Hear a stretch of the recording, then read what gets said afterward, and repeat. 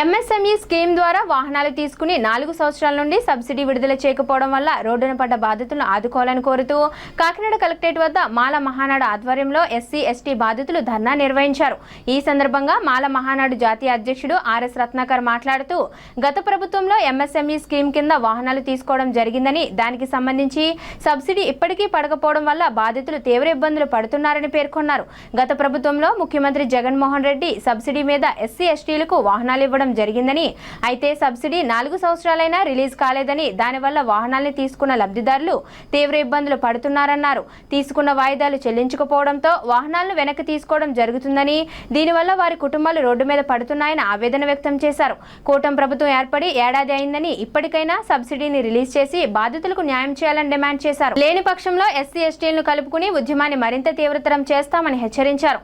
ఈ కార్యక్రమంలో నడిపూడి రమణ, దాసరి గౌరీశంకర్, సత్యబాబు, మరియమ్మ తదితరులు పాల్గొన్నారు. ఓనర్స్ ఎవరైతే ఉన్నారో వాళ్ళు చనిపోయారు మిత్రులారా. ఈ రోజుకి కూడా వాళ్ళ సబ్సిడీ రాలేదు. ఉన్నదలా తాకట్టు పెట్టుకుని అప్పులు చేసి కొంచెం బెటర్గా బతుకుదామని చెప్పేసి వాహనాలు తీసుకుంటే మన దళితుల మేనమామ హోల్సేల్ మేనమామ జగన్మోహన్ రెడ్డి చేసినటువంటి పరిస్థితి చూడండి మిత్రులారా. 4 సంవత్సరాలైంది. ఇంతవరకు కూడా సబ్సిడీ ఏమైందో, మరి ఎవరు దీన్ని పరిస్థితి చేస్తున్నారో కూడా తెలియనటువంటి పరిస్థితులు ఉన్నాయి. ప్రజెంట్ ముఖ్యమంత్రి వచ్చి చంద్రబాబు నాయుడు సంవత్సరం అయింది మిత్రులారా.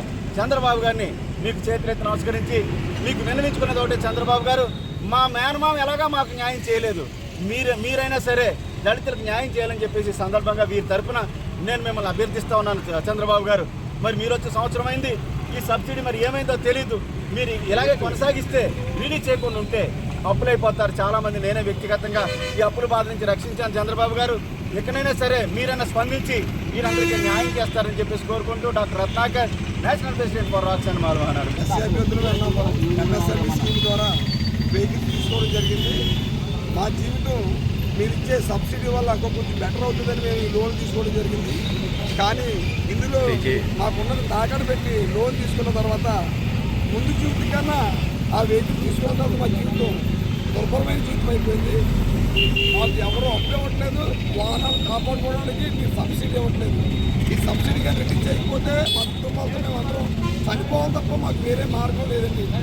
అందుకని మీరు గమనించి మా మీద దయించి మాకు ఇవ్వాల్సిన సబ్సిడీని మీరు ఇచ్చి మా జీవితాన్ని ఒక నూతనమైన జీవితాలుగా తీర్చిదిద్దుతారని ప్రభుత్వం వారిని సామాన్యంగా కోరుకుంటున్నాం.